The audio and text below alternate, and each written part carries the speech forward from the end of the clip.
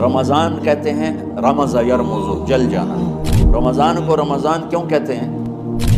کہ اس میں گناہ جل جاتے ہیں۔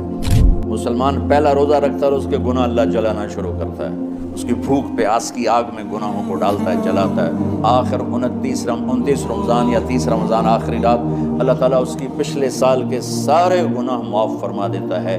تو اس کو اس سے تشبیہ دی گئی کہ جیسے جلنے سے چیز ختم ہو جاتی ہے، رمضان کے روزے کی بھوک اور پیاس کی تپش سے اللہ تعالیٰ پچھلے سال کے سارے گناہوں کو معاف فرما دیتا ہے۔ اچھا، پہلی امتوں پہ روزہ فرض تھا افطاری سے افطاری بہت شدید تھا، 24 گھنٹے کا روزہ، بس افطاری کے بعد آنکھ لگ جاتی تو روزہ اگلا شروع ہو جاتا تھا۔ تو ہم پر بھی پہلے ایسے ہی روزہ ہوتا رہا، افطاری سے افطاری۔ تو ابن سرمہ رضی اللہ تعالیٰ عنہ اونٹ چرانے والے تھے، وہ شام کو لوٹے تو بیوی سے پوچھا کوئی افطاری کا سامان ہے؟ انہوں نے کہا ہے تو نہیں، میں کہیں سے لے آتی ہوں۔ وہ گئیں افطاری کا کوئی سامان لینے، ان کو تھوڑی دیر ہو گئی اور ان کی آنکھ لگ گئی، تھکے ہوئے تھے، سورج ڈوب گیا۔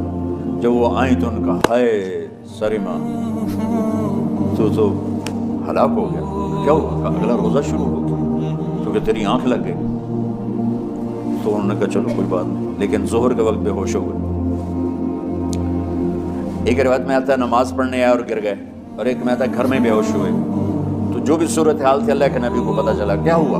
سرمہ کہا جی وہ افطاری کر نہیں سکے تو روزہ شروع ہو گیا تو بے ہوش ہو گئے۔ تو اللہ کے نبی رنجیدہ ہوئے تو اللہ تعالیٰ نے قرآن اتار دیا، چلو میرے محبوب ساری رات کھاؤ حتیٰ یتبین لکم الخیط الابیض من الخیط الاسود من الفجر، کہ میرے محبوب صبح صادق تک آپ کی امت کو اجازت ہے کھاؤ۔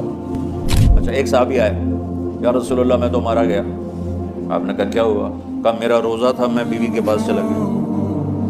آپ نے کہا تو پھر تو غلام آزاد کر، کفارہ دے۔ کہا جی میں تو خود غریب آدمی ہوں، غلام کہاں سے آزاد خریدنا پڑے گا؟ آپ نے کہا 60 مسکینوں کو کھانا کھلا۔ کہ میں آپ مسکین ہیں، میں کہوں کھانا کھلاؤں؟ آپ نے فرمایا پھر آخر یہ کہ 60 روزے مسلسل رکھنے ہوتے ہیں جو کفارے کے ہوتے ہیں۔ وہ کہنے لگا ایک روزے جائے کم کیتا ہے، 60 روزے جو میں کی کروں گا۔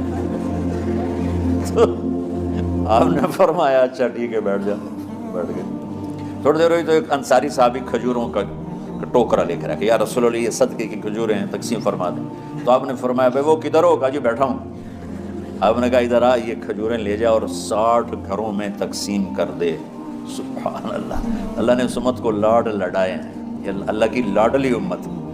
عجیب واقعہ یہ۔ کہنے لگا یا رسول اللہ، اللہ کی قسم مدینے میں مجھ سے غریب کوئی نہیں، آپ ایسا کرو یہ میرا کفارہ مجھے ہی صدقہ کرو۔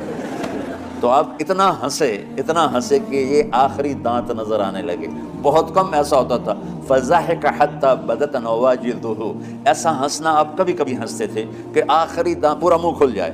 تو آپ اتنا ہنسے کہ آخری دانت تک نظر آنے لگے۔ تو آپ نے کہا اچھا جا لہجہ تیرے واسطے، لیکن یہ صرف تیرے لیے اور کسی کے لیے نہیں ہے۔ تو جب ایسی خیانت ہوئی تو اللہ تعالیٰ نے دوسرا حکم بھی اتار دیا، باشروہن، کہ تمہارے لیے بیوی بھی حلال ہے، کھانا بھی حلال ہے جب تک صبح صادق نہیں ہو جاتی۔ لیکن اللہ نے ہمیں ایک نماز عطا فرما دی جس کو ہم آج صلاۃ التراویح کہتے ہیں۔ میرے نبی کے زمانے میں اسے قیام اللیل کہا جاتا تھا۔ تو اللہ نے ہمیں رات کی نماز عطا فرمائی، اور چونکہ یہ ایک مشقت ہے تو میرے نبی نے کہا یہ رات کی نماز کے ہر سجدے پر 1500 نیکی لکھی جاتی، 1500 نیکی لکھی جاتی۔ اور اللہ تعالیٰ ہر سجدے پر جنت میں ایک محل بناتا ہے جس کے 60,000 سونے چاندی کے دروازے ہوتے ہیں، اور ایک درخت اس کے لیے لگاتا ہے جس کے نیچے 100 سال گھوڑا دوڑ سکتا ہے۔ تو رمضان کا اہتمام آپ رجب سے شروع فرما دیتے تھے۔ میرے نبی نے 9 رمضان دیکھے، 9 رمضان اپنی زندگی میں، 9 رمضان۔ 10ویں رمضان سے پہلے آپ اللہ کے پاس تشریف لے گئے۔ آپ کی زندگی میں روزے فرض ہونے سے آپ کی وفات تک 9 رمضان گزرے۔ اور میں قربان جاؤں اپنے نبی پر، اپنی امت پہ کیسی شفقت تھی۔ آپ سحری کھاتے تھے بالکل آخری وقت، ادھر بلال اذان دے رہا ہے اور ادھر آپ آخری لقمہ کھا رہے ہیں، اور ادھر سورج نیچے ہوا اور آپ کھجور منہ میں۔ ایک آدمی اوپر کھڑا ہوتا تھا مدینے میں تو وہ چھت پہ، گھر کی چھت پہ کھڑا ہوتا تھا، سفر میں ہیں تو کسی پہاڑی پہ کھڑا ہوتا تھا، جو ہی سورج کا کنارہ نیچے جاتا اب فوراً وہ کہتا یا رسول اللہ قد غربت، تو آپ کھجور منہ میں ڈال لیتے تھے یا پانی، کبھی پانی سے افطار فرماتے تھے، کبھی کھجور سے افطار فرماتے کہ میری امت پہ بھوک کا وقت کم سے کم آئے۔ آج کل جو یہ ہمارے افطاری کے اوقات ہیں نا، یہ سورج ڈوبنے کے بھی 2-2.5 منٹ بعد کے ہیں کہ احتیاطاً، ٹھیک ہے چلو احتیاط کر لو کوئی مسئلہ نہیں، لیکن اصل ہے ادھر چونکہ اب سورج ہمیں نظر ہی نہیں آتا ہے، اس طرح ہم گھرے ہوئے ہیں شہروں میں، دیہاتوں میں بھی اب اس طرح کا ماحول ہے کہ وہ نظر نہیں آتا ہے، تو بہتر کہ ادھر سورج غائب ہو ادھر لقمہ منہ میں جائے، لیکن یہ تب ہے جب آپ نظر آ رہا ہو۔ اب جب آپ یہاں بیٹھے ہو حسنین میں تو یہاں تو کوئی سورج نظر نہیں آئے گا، یہاں تو مینار ہی نظر آئے گا، تو لہٰذا احتیاط ٹھیک ہے۔ ہمارے اہل حدیث بھائی وہ 2 منٹ پہلے ہم سے افطار کرتے ہیں، تو بڑی اچھی بات ہے کہ سورج کے غروب ہونے کا جو اصل وقت ہے اس کے ساتھ ہی افطار کرنا۔ ایک واقعہ سناتا ہوں، آپ سحری کھا رہے تھے، بکرے کی سری پکی ہوئی تھی، تو مولا علی رضی اللہ تعالیٰ عنہ اور عرباض بن ساریہ رضی اللہ تعالیٰ عنہ آپ کے ساتھ کھانا کھا رہے تھے، تو حضرت بلال ہے، یا رسول اللہ وقت ختم ہو گیا ہے، میں اذان دینے جا رہا ہوں، آپ برائے مہربانی کھانا پینا بند کریں، اور یہ کہہ کر چلے گئے۔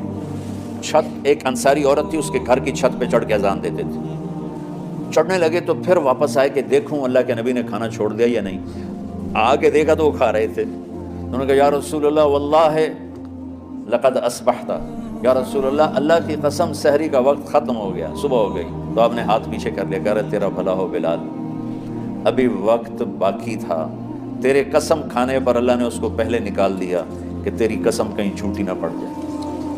تو حضرت علی نے فرمایا کہ اگر بلال قسم نہ کھاتے تو جب تک میرے نبی کھاتے رہتے صبح صادق نہیں ہونی تھی، تو بالکل آخری وقت میں آپ کھاتے تھے تاکہ کم سے کم وقت امت پہ بھوک کا آئے۔ تو اللہ تعالیٰ آپ کے علم میں برکت دے۔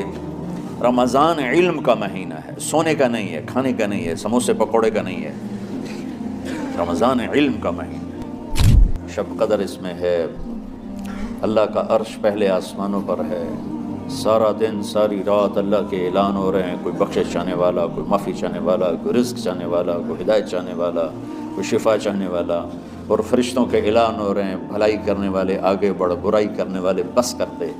تو جو رحمت رمضان میں، میرے نبی نے فرمایا اگر میری امت کو پتہ چل جائے کہ رمضان کیا ہے تو یہ تمنا کریں گے کہ کاش سارا سال ہی رمضان ہو۔